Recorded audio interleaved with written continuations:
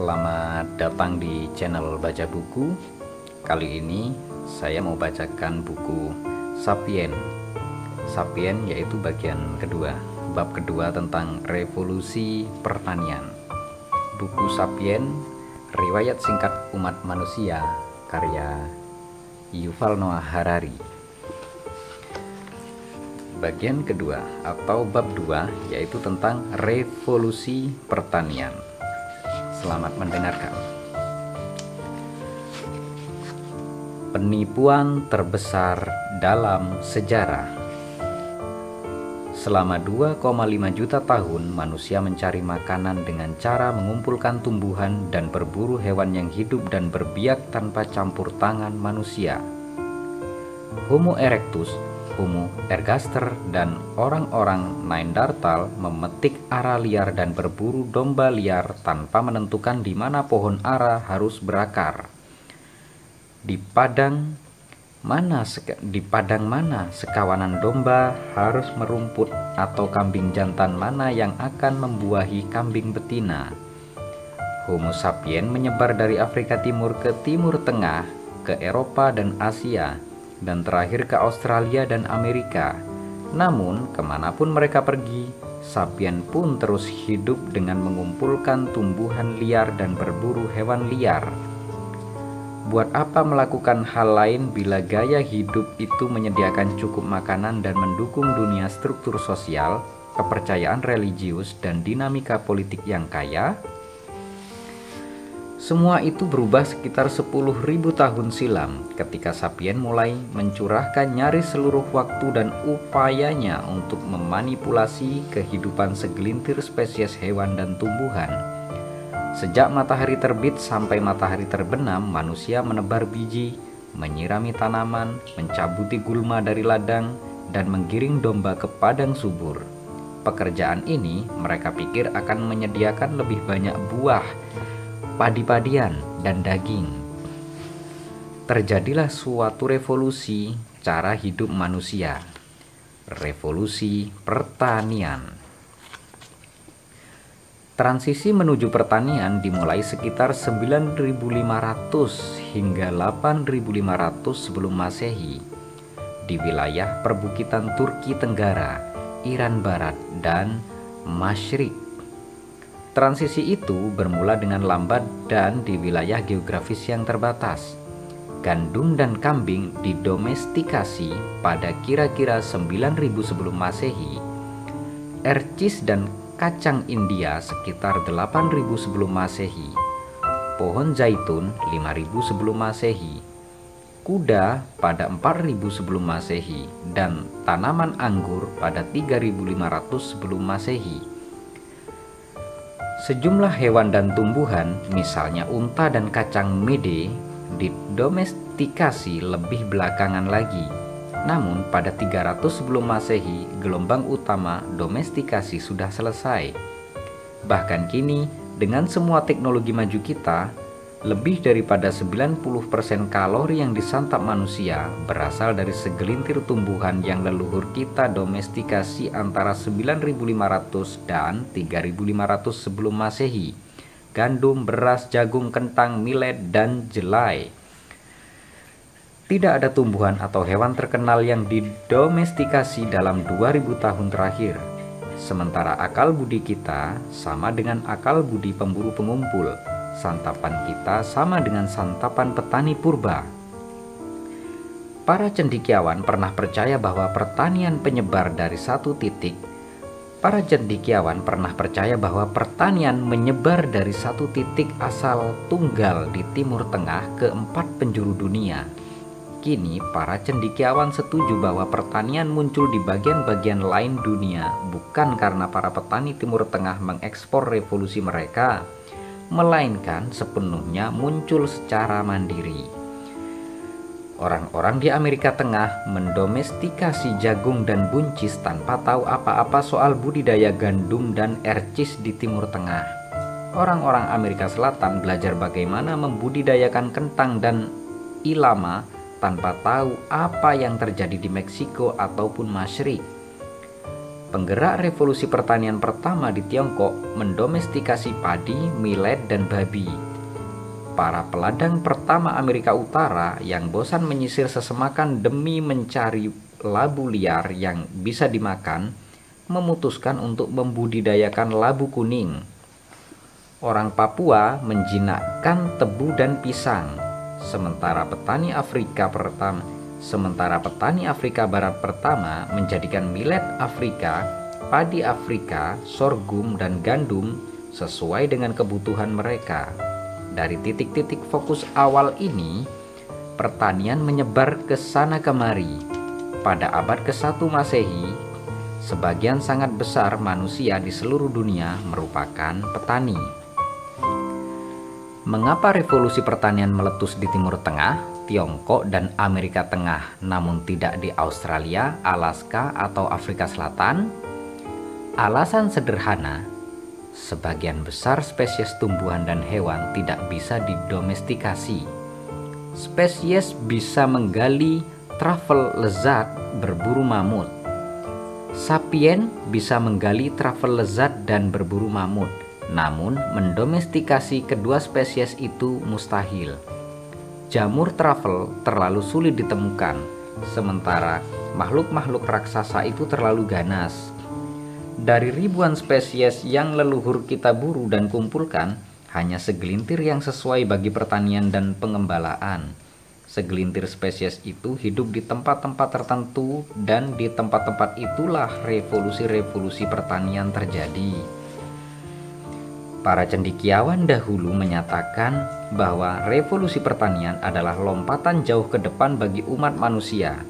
Mereka menuturkan kisah kemajuan yang didorong kemampuan otak manusia. Evolusi secara bertahap menghasilkan manusia yang semakin cerdas. Pada akhirnya, orang-orang sedemikian cerdas sehingga mampu memecahkan rahasia alam, memungkinkan mereka menjinakkan domba dan membudidayakan gandum. Segera setelah itu terjadi, mereka dengan girang meninggalkan kehidupan pemburu pengumpul yang berat, berbahaya, dan kerap kali keras untuk menetap dan menikmati kehidupan petani yang menyenangkan dan mengenyangkan. Kisah tadi khayalan semata. Tidak ada bukti bahwa manusia menjadi semakin cerdas seiring waktu. Para pemburu pengumpul mengetahui rahasia-rahasia alam lama sebelum revolusi pertanian. Karena kelangsungan hidup mereka bergantung kepada pengetahuan mendalam mengenai hewan-hewan yang mereka buru dan tumbuhan-tumbuhan yang mereka kumpulkan. Bukannya mengantarkan era baru kehidupan yang nyaman, revolusi pertanian menjerumuskan petani ke dalam kehidupan yang secara umum lebih berat dan kalah memuaskan dibanding kehidupan pemburu pengumpul. Pemburu pengumpul menghabiskan waktu dalam beraneka ragam cara yang menggugah, serta menghadapi lebih sedikit bahaya kelaparan dan penyakit. Revolusi pertanian jelas memperbesar jumlah total makanan yang bisa dimanfaatkan umat manusia.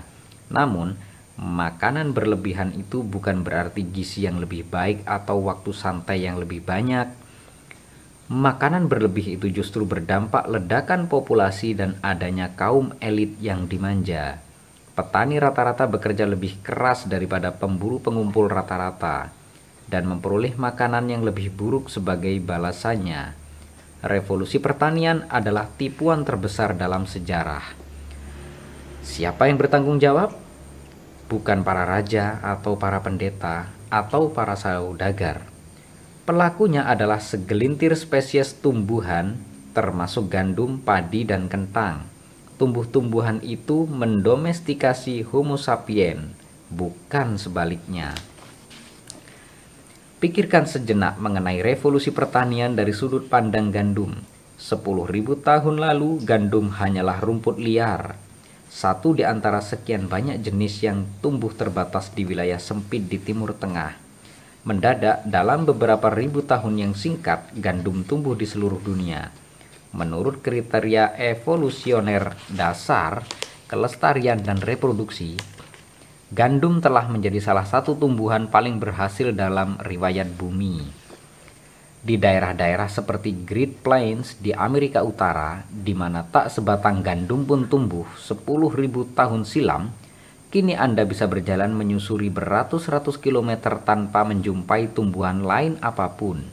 Di seluruh dunia, gandum menutupi sekitar 2,25 juta kilometer persegi permukaan bumi, nyaris 10 kali lipat luas Britania.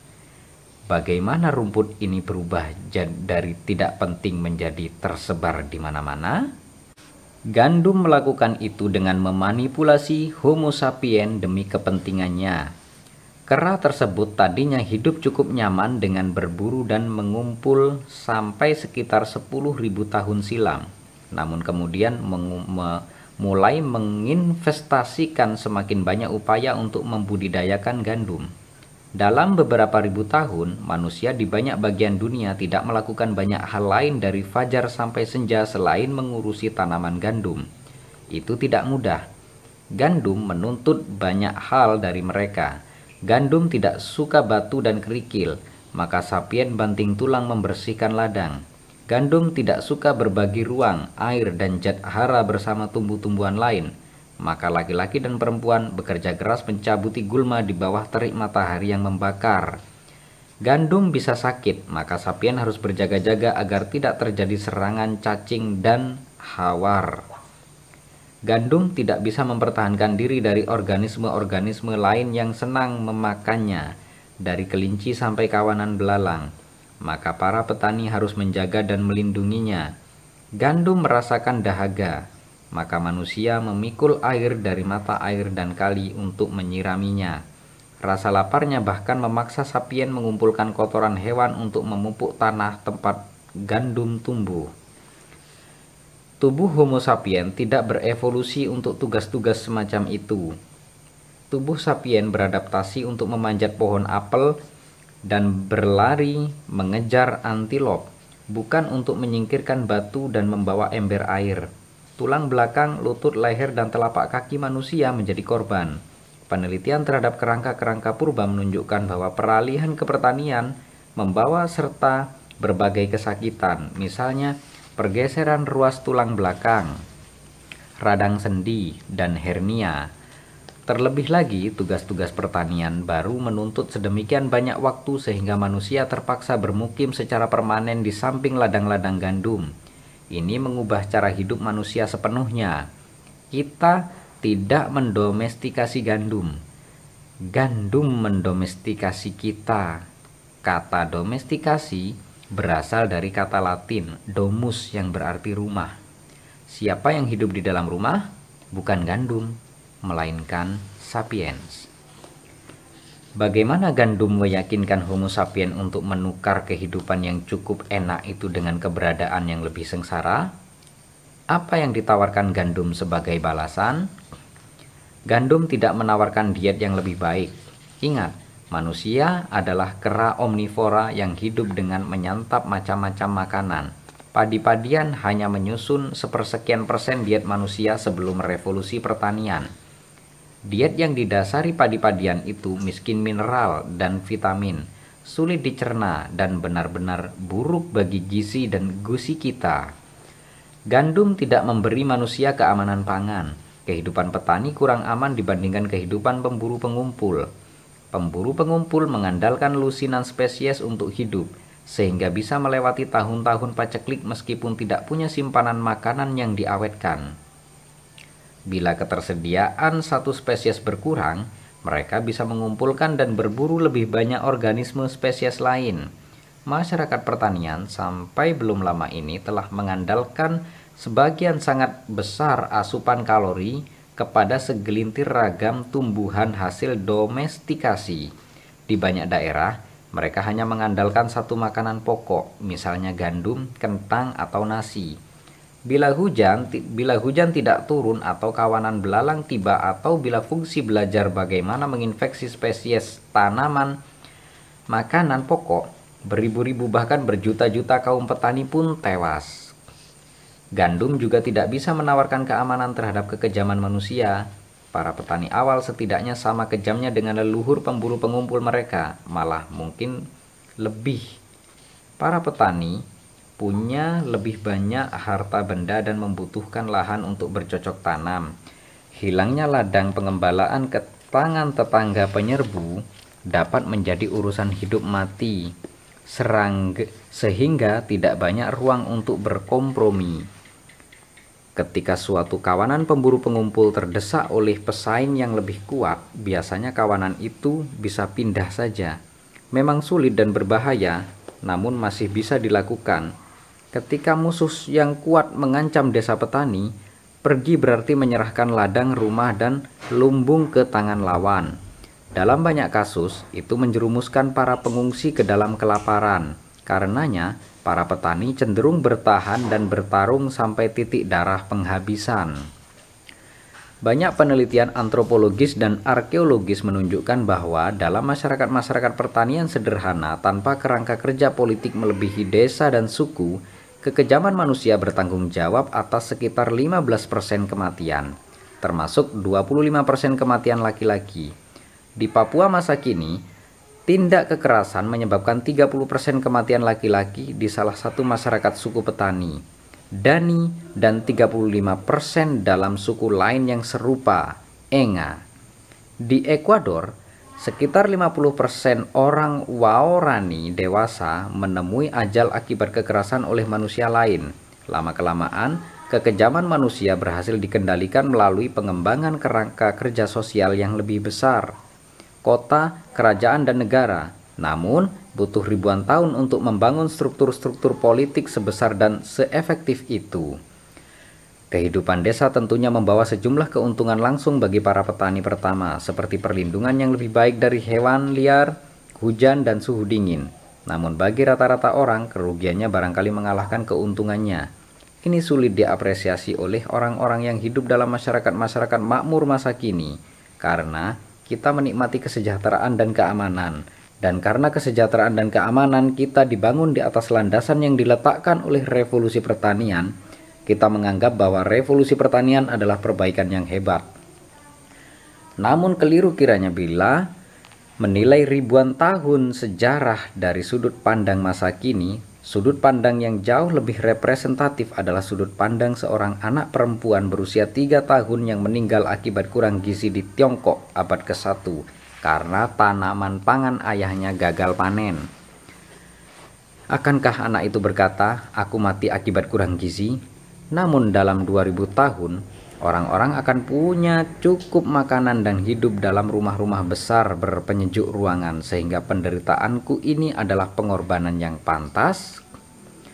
Lantas apa yang ditawarkan gandum kepada para petani, termasuk anak perempuan Tiongkok yang menderita kurang gizi itu? Gandum tidak menawarkan apa-apa kepada orang sebagai pribadi, namun gandum menawarkan sesuatu kepada Homo sapiens sebagai spesies. Bercocok tanam gandum menyediakan jauh lebih banyak makanan per satuan wilayah, sehingga memungkinkan Homo sapiens memperbanyak diri secara eksponensial. Pada sekitar 13.000 sebelum Masehi, ketika manusia mencari nafkah dengan mengumpulkan tumbuhan liar dan berburu hewan liar, kawasan di sekitar oase Yeriko di Palestina dapat menyokong setidaknya satu kawanan pemburu pengumpul yang terdiri atas sekitar 100 orang yang relatif sehat dan cukup gizi. Sekitar 8.500 sebelum Masehi, ketika tumbuh-tumbuhan liar tergantikan oleh ladang gandum, oase itu menyokong desa yang besar namun padat berpenduduk 1.000 orang, yang jauh lebih menderita akibat penyakit dan kurang gizi. Mata uang evolusi bukanlah rasa lapar ataupun nyeri, melainkan salinan-salinan heliks DNA. Seperti juga keberhasilan ekonomi suatu perusahaan diukur semata berdasarkan jumlah dolar dalam rekening banknya, bukan kebahagiaan para pegawainya. Demikian pula keberhasilan evolusi suatu spesies diukur berdasarkan jumlah salinan DNA-nya. Bila tidak ada lagi salinan DNA yang tersisa, spesies itu punah, seperti juga perusahaan tanpa uang bangkrut. Bila suatu spesies memiliki banyak salinan DNA, spesies itu berhasil dan spesies tersebut pun berjaya. Dari sudut pandang semacam itu, 1.000 salinan selalu lebih bagus daripada 100 salinan. Itu esensi revolusi pertanian. Kemampuan mempertahankan lebih banyak orang agar tetap hidup di dalam kondisi yang lebih buruk. Namun mengapa individu perlu peduli mengenai perhitungan evolusi? Mengapa orang waras manapun mau merendahkan standar kehidupannya hanya demi memperbanyak jumlah salinan genom Homo sapiens? Tidak ada yang menyepakatinya. Revolusi pertanian adalah perangkap. Perangkap kemewahan. Kebangkitan pertanian berlangsung secara sangat perlahan selama berabad-abad dan bermilenium-milenium. Sekawanan Homo sapiens yang mengumpulkan jamur dan kacang-kacangan dan berburu rusa dan kelinci tidak secara mendadak bermukim di desa permanen, membajak ladang, menyemai gandum, dan memikul air dari sungai. Perubahan berlangsung tahap demi tahap, masing-masing melibatkan hanya pergeseran kecil dalam kehidupan sehari-hari. Homo sapiens mencapai Timur Tengah sekitar 70.000 tahun silam. Selama 50.000 tahun berikutnya leluhur kita berjaya di sana tanpa pertanian. Sumber daya alam di wilayah itu cukup untuk menyokong populasi manusianya. Kala sumber daya melimpah, manusia memiliki agak lebih banyak anak. Lalu ketika sedang kekurangan, manusia memiliki agak lebih sedikit anak. Manusia seperti banyak mamalia memiliki mekanisme-mekanisme hormon dan genetik yang membantu mengendalikan perkembangbiakan. Pada masa kelimpahan, perempuan mencapai pubertas lebih dini dan kemungkinan perempuan hamil lebih tinggi. Pada masa paceklik, pubertas terlambat dan kesuburan berkurang. Selain kendali populasi alami, ada pula mekanisme-mekanisme budaya. Bayi dan anak-anak yang bergerak lamban dan membutuhkan banyak perhatian adalah beban bagi pemburu pengumpul nomaden. Orang-orang mencoba memberi jarak 3-4 tahun antara kelahiran anak. Perempuan melakukannya dengan menyusui anak sepanjang hari sampai usia cukup besar. Menyusui anak sepanjang hari menurunkan kemungkinan hamil. Metode-metode lain mencakup menjauhi hubungan seksual secara penuh ataupun sebagian, didukung barangkali oleh tabu budaya, aborsi, dan terkadang infantisida. Selama beribu-ribu tahun, manusia terkadang memakan bulir gandum, namun itu adalah bagian kecil sekali dalam dietnya. Sekitar 18.000 tahun silam, zaman es terakhir digantikan oleh periode pemanasan global. Ketika suhu naik, curah hujan ikut meningkat, iklim yang baru ideal bagi gandum dan padi-padian lain dari Timur Tengah yang memperbanyak diri dan menyebar. Manusia mulai menyantap lebih banyak gandum dan sebagai balasan mereka secara tidak sengaja menyebarkan gandum. Oleh karena mustahil memakan padi-padian liar tanpa terlebih dahulu menampi, menggiling, dan memasaknya, para pengumpul membawa padi-padian kembali ke camp sementara untuk diolah. Bulir gandum itu kecil dan banyak, sehingga sebagian di antaranya pasti berjatuhan dalam perjalanan ke camp dan hilang. Lama-kelamaan, semakin banyak gandum yang tumbuh di sepanjang jalur-jalur favorit manusia dan di dekat camp. Ketika manusia membakar hutan dan sesemakan, gandum terbantu. Api menyingkirkan pohon dan semak, memungkinkan gandum dan padi-padian lain memonopoli cahaya matahari, air, dan zat hara. Di tempat gandum menjadi sangat melimpah dan buruan serta sumber makanan lain juga banyak. Kawanan manusia secara perlahan-lahan bisa meninggalkan gaya hidup nomaden dan menetap dalam camp-camp musiman atau bahkan permanen. Awalnya mereka mungkin menempati camp selama 4 minggu ketika panen. 1 generasi kemudian, selagi gandum memperbanyak diri dan menyebar, camp panen mungkin bertahan selama 5 minggu. Kemudian 6 dan akhirnya menjadi desa permanen. Bukti permukiman-permukiman semacam itu telah ditemukan di seluruh Timur Tengah, terutama di Masyrik, di mana budaya Natuf berjaya dari 12.500 sebelum Masehi sampai 9.500 sebelum Masehi. Orang-orang Natuf adalah pemburu pengumpul yang menyambung hidup dengan mengkonsumsi lusinan spesies liar.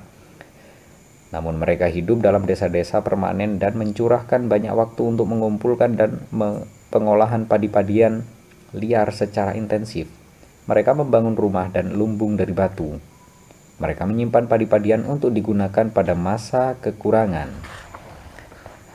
Mereka menciptakan alat-alat baru seperti sabit batu untuk memanen gandum liar, serta lesung dan alu batu untuk menggilingnya. Dalam tahun-tahun setelah 9.500 sebelum Masehi, keturunan orang-orang Natuf terus mengumpulkan dan mengolah padi-padian. Namun mereka juga mulai membudidayakan tumbuh-tumbuhan itu dengan cara yang semakin rumit. Sewaktu mengumpulkan padi-padian liar, mereka menyisihkan sebagian hasil panen untuk ditebar di ladang pada musim berikutnya. Mereka menemukan bahwa mereka bisa mencapai hasil yang jauh lebih baik dengan menanam bulir padi-padian di dalam tanah, bukan menyebarnya begitu saja di permukaan. Maka mereka mulai mencangkul dan membajak. Perlahan-lahan, mereka juga mulai menyiangi ladang, menjaga ladang dari parasit, serta mengairi dan memupuki ladang. Seiring semakin banyaknya upaya yang dicurahkan untuk budidaya padi-padian, semakin sedikit waktu untuk mengumpulkan dan berburu spesies liar. Para pemburu pengumpul menjadi petani. Tidak ada satu langkah yang memisahkan perempuan pengumpul gandum liar dari perempuan yang bertani gandum hasil domestikasi, sehingga sulit mengatakan dengan tepat kapan transisi menentukan kepertanian berlangsung.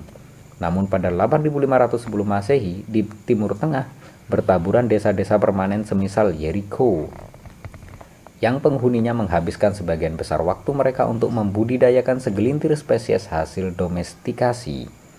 Dengan perpindahan ke desa-desa permanen dan peningkatan cadangan makanan, populasi mulai berkembang. Setelah meninggalkan gaya hidup nomaden, perempuan bisa melahirkan anak setiap tahun.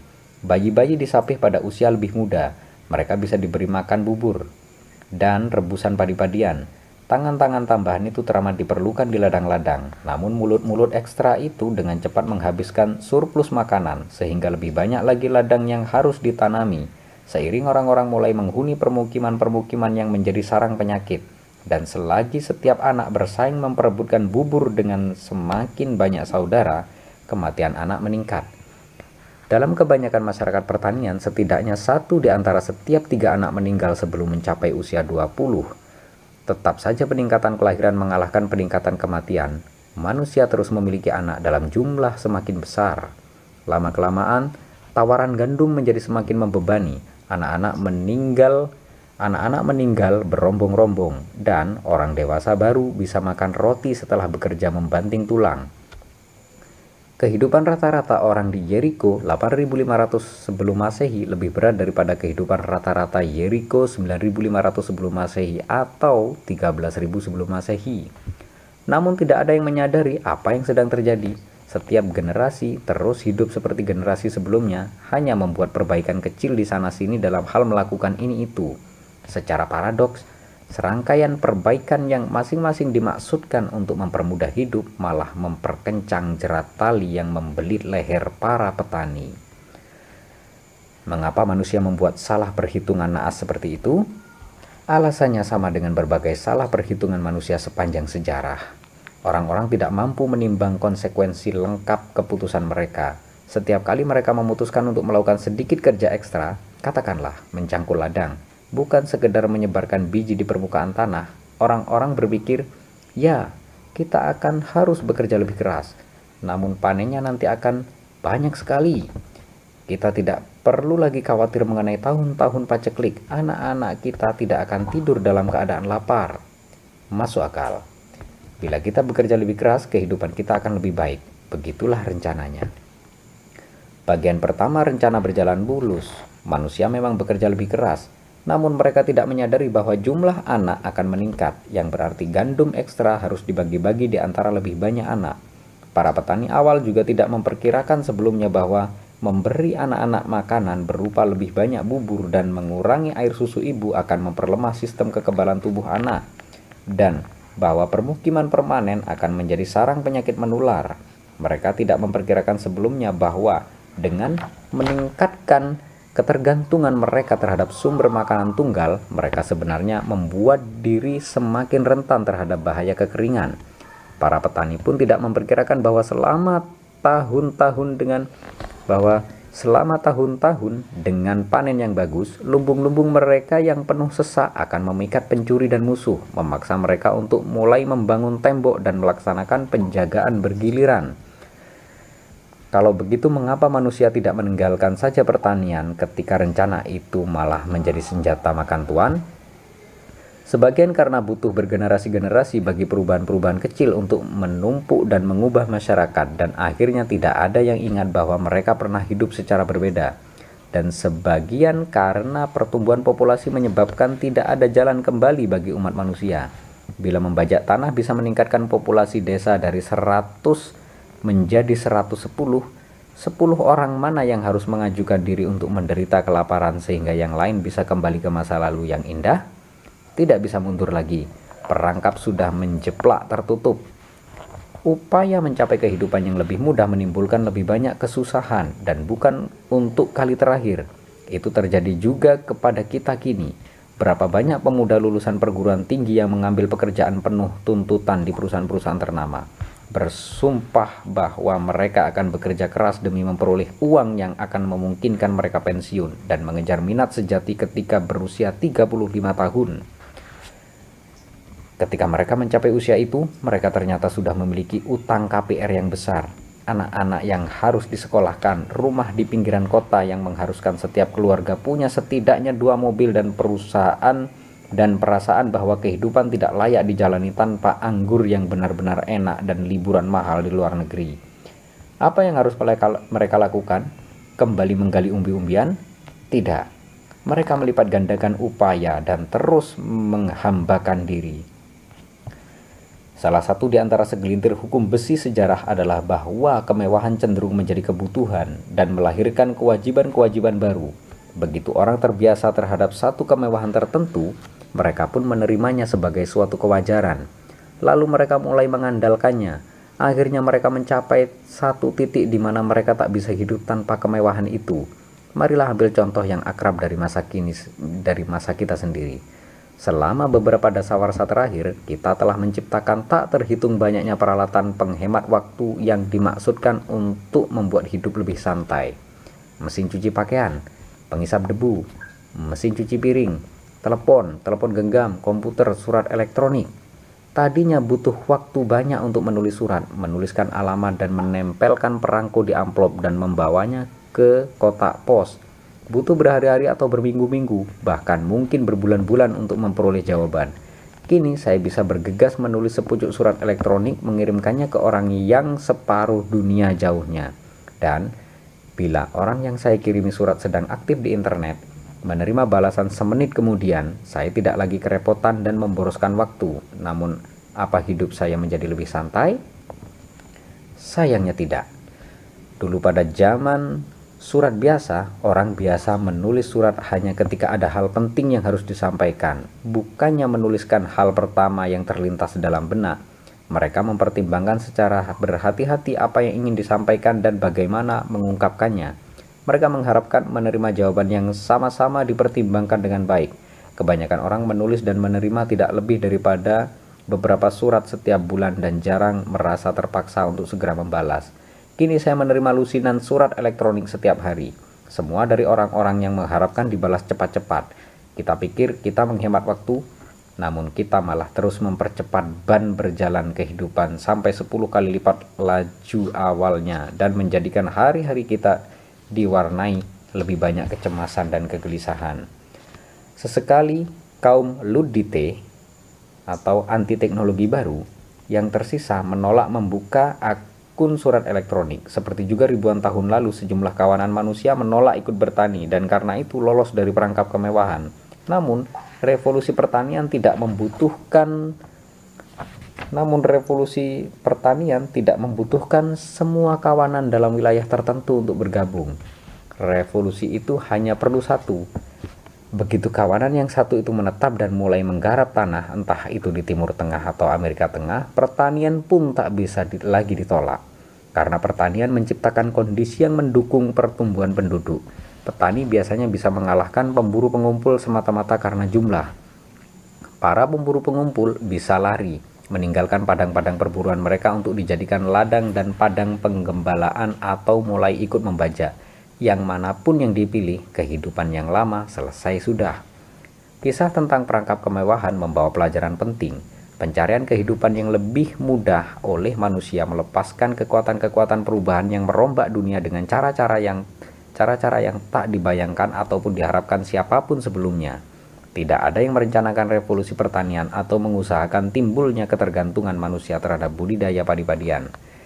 Serangkaian keputusan sepele memiliki efek kumulatif yang memaksa para pemburu pengumpul purba untuk menghabiskan hari-hari mereka memikul berember-ember air di bawah matahari yang terik menyengat. campur tangan ilahi. Skenario di atas menjelaskan revolusi pertanian sebagai kesalahan perhitungan. Skenario itu sangat masuk akal. Sejarah disarati kesalahan perhitungan yang jauh lebih idiotik. Namun ada kemungkinan lain. Mungkin bukan pencarian akan kehidupan yang lebih mudah yang menyebabkan perubahan itu. Mungkin sapien memiliki keinginan-keinginan lain dan secara sadar membuat kehidupan mereka lebih sulit guna mencapai keinginan-keinginan itu. Ilmuwan biasanya berupaya menjelaskan perkembangan sejarah sebagai akibat faktor-faktor ekonomi dan demografi yang tak beremosi. Upaya itu lebih sesuai dengan metode-metode rasional dan matematis. Dalam kasus sejarah modern, para cendekiawan tidak bisa menghindar dari memperhitungkan faktor-faktor non-material, seperti ideologi dan budaya. Bukti tertulis membuat mereka tidak bisa mengelak. Kita punya cukup banyak dokumen, surat, dan memoir untuk membuktikan bahwa Perang Dunia Kedua tidak disebabkan oleh kekurangan makanan atau tekanan demografik. Namun kita tidak punya dokumen dari kebudayaan Natuf, sehingga ketika kita berurusan dengan zaman purba, mazhab materialis pun berkuasa. Sulit membuktikan bahwa orang-orang praaksara termotivasi oleh iman, bukannya kebutuhan ekonomi. Namun dalam beberapa kasus langka, kita cukup beruntung untuk menemukan petunjuk yang mengungkapkan kisah. Pada 1995, ahli-ahli arkeologi mulai menggali situs di Turki Tenggara yang bernama Göbekli Tepe. Di lapisan tertua mereka tidak menemukan tanda-tanda permukiman, rumah, ataupun kegiatan sehari-hari. Tapi mereka menemukan struktur-struktur monumental bertiang yang dihiasi ukir-ukiran spektakuler. Setiap tiang batu berbobot sampai 7 ton dan mempunyai tinggi 5 meter. Di pertambangan batu dekat situ, mereka menemukan tiang yang sudah diukir separuh dan berbobot 50 ton. Mereka menemukan lebih daripada 10 struktur monumental yang paling besar selebar nyaris 30 meter. Ahli-ahli arkeologi akrab dengan struktur monumental serupa dari situs-situs lain di seluruh dunia. Contoh yang paling terkenal adalah Stonehenge di Britania. Namun, sewaktu mempelajari Göbekli Tepe, mereka menemukan fakta yang menakjubkan. Stonehenge berasal dari 2500 sebelum Masehi dan dibangun oleh masyarakat pertanian yang maju. Struktur-struktur Göbekli Tepe berasal dari sekitar 9500 sebelum Masehi dan semua bukti yang tersedia menunjukkan bahwa struktur-struktur itu dibangun oleh pemburu pengumpul. Kalangan arkeologi pada awalnya sulit menentukan siapa pendiri temuan-temuan itu. Namun uji demi uji memastikan tuanya usia struktur-struktur itu dan bahwa pembangunnya ialah masyarakat pra-pertanian. Kemampuan dan kerumitan budaya para pemburu pengumpul purba tampaknya jauh lebih mengesankan daripada yang diduga sebelumnya. Mengapa masyarakat pemburu pengumpul membangun struktur-struktur semacam itu? Struktur-struktur itu tidak punya kegunaan praktis yang jelas. Bukan rumah jagal, mamut, atau berlindung dari hujan atau sembunyi dari singa. Yang tersisa bagi kita adalah teori bahwa struktur-struktur itu dibangun untuk suatu tujuan budaya misterius yang sulit dipecahkan oleh ahli-ahli arkeologi. Apapun tujuannya, para pemburu pengumpul berpikir tujuan itu pantas dicurahi upaya dan waktu yang banyak sekali.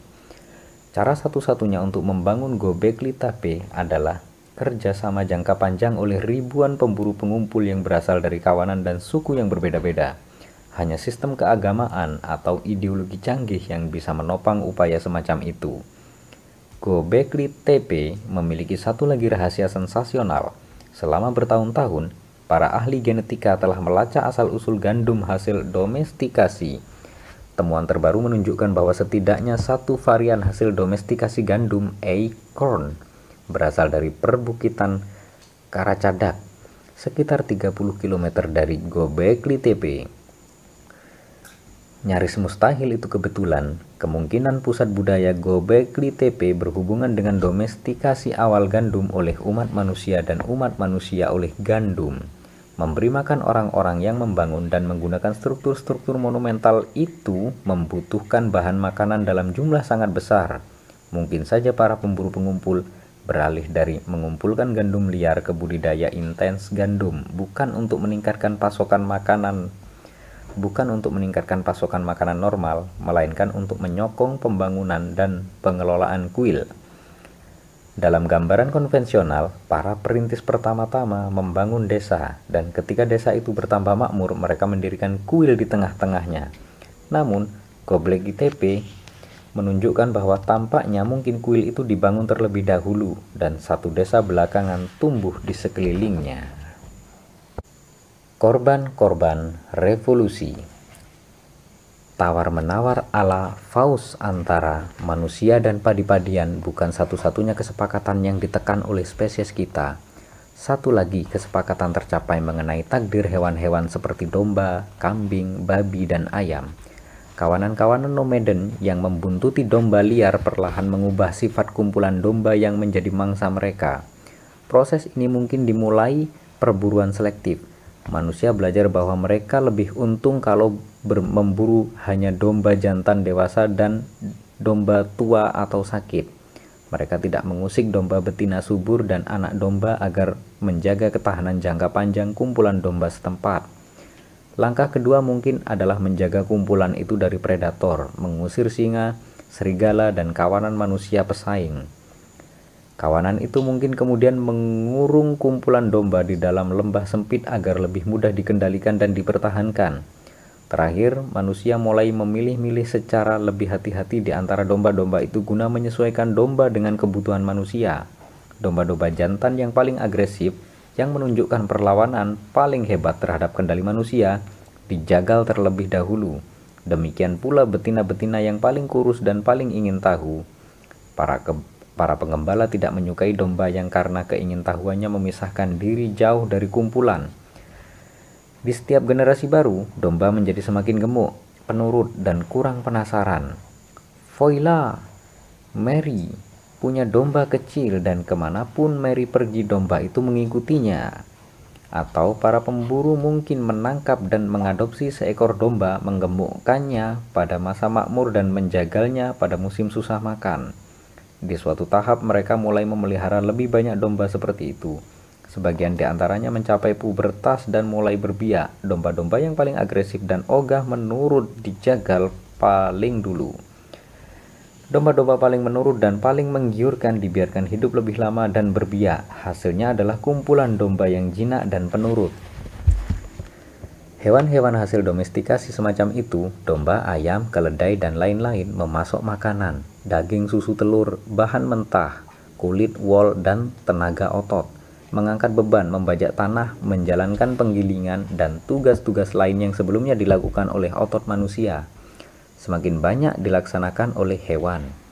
Di sebagian besar masyarakat pertanian, manusia berfokus ke budidaya tumbuhan. Memelihara hewan adalah kegiatan sampingan. Namun, sejenis masyarakat baru juga muncul di beberapa tempat, didasarkan terutama kepada eksploitasi hewan, suku-suku penggembala pastoralis. Sewaktu manusia menyebar ke seluruh dunia, demikian pula hewan-hewan hasil domestikasi. 10.000 tahun silam, tak sampai beberapa juta domba, sapi, kambing, babi, dan ayam yang hidup di relung-relung terbatas di Afroasia.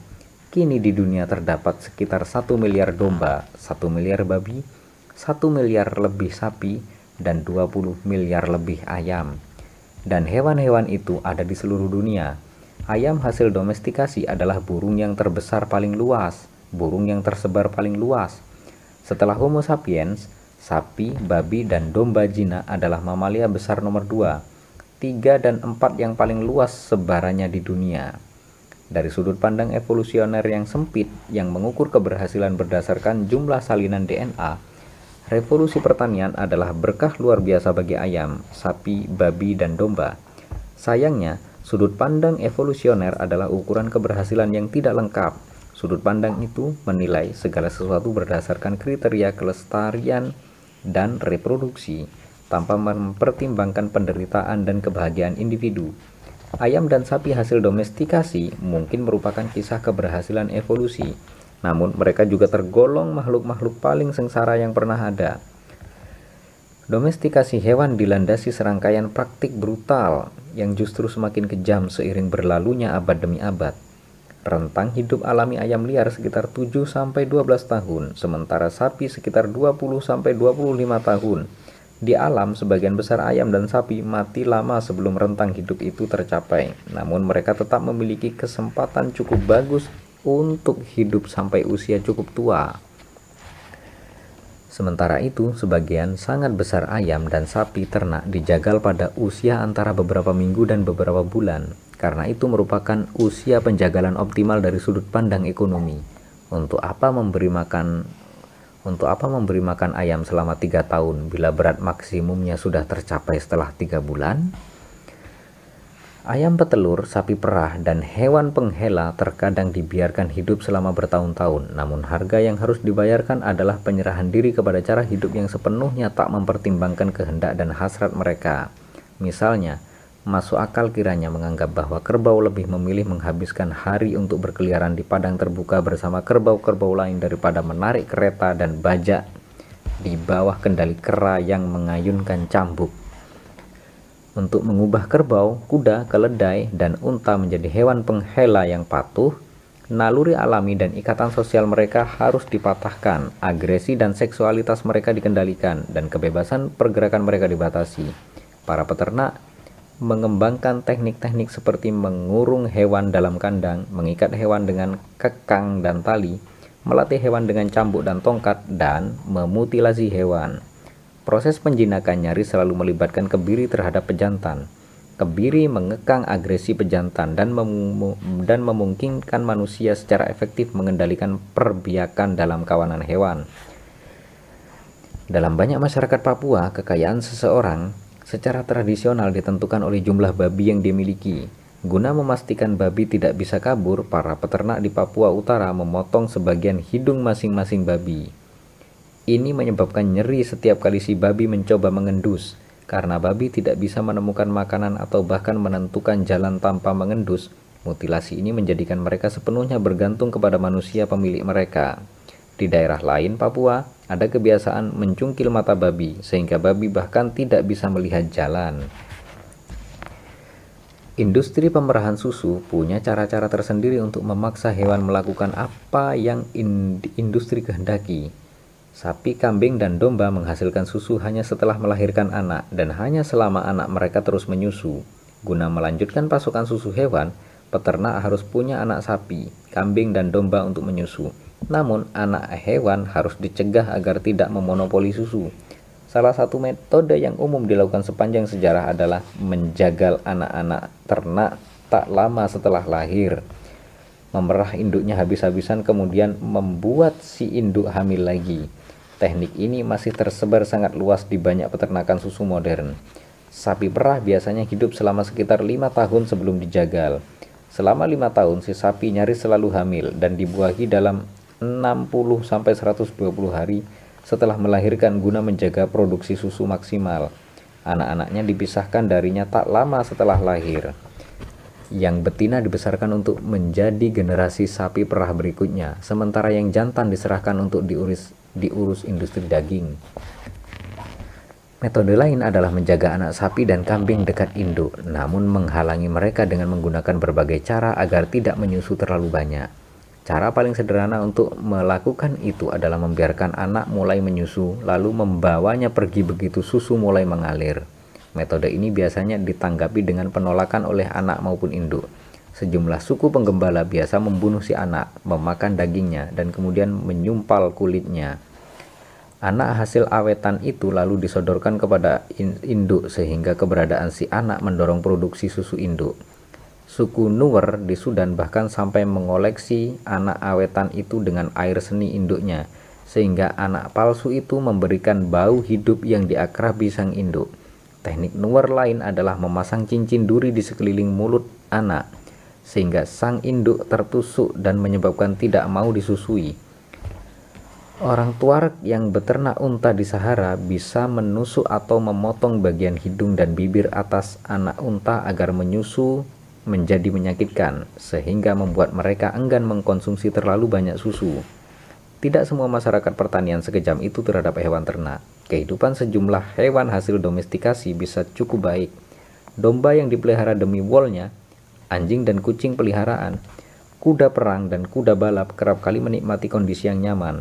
Kaisar Romawi, Caligula konon berencana menunjuk kuda favoritnya, Incitatus, untuk menjadi konsul.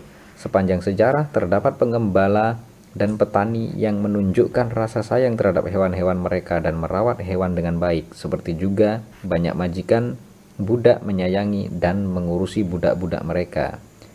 Bukan kebetulan kalau para raja dan nabi menyebut diri mereka sendiri sebagai gembala dan menyamakan cara mereka dan tuhan-tuhan mereka mengurusi para pengikut dengan cara gembala mengurusi kawanannya.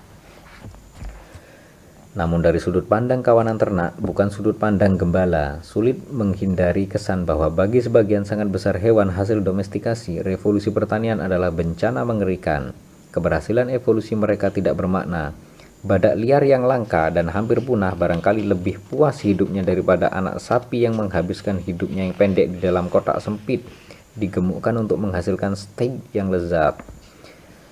Badak yang puas tidak berkurang kepuasannya karena menjadi anggota terakhir spesiesnya. Keberhasilan spesies sapi dalam segi jumlah bukan penghiburan bagi penderitaan yang ditanggung masing-masing sapi. Ketidaksepadanan antara keberhasilan evolusi dan penderitaan individu barangkali merupakan pelajaran paling penting yang bisa kita petik dari revolusi pertanian. Sewaktu kita mempelajari kisah-kisah tentang tumbuhan seperti gandum dan jagung, mungkin sudut pandang evolusi murni masuk akal. Namun dalam kasus hewan seperti sapi, domba, dan sapien yang masing-masing memiliki dunia sensasi dan emosi yang kompleks, kita harus mempertimbangkan bagaimana keberhasilan evolusi mengejawantah sebagai pengalaman individu. Dalam bab-bab berikut, kita akan berkali-kali melihat lagi bagaimana peningkatan dramatis kemampuan kolektif dan kesan keberhasilan spesies kita bergandengan tangan dengan penderitaan pribadi yang besar.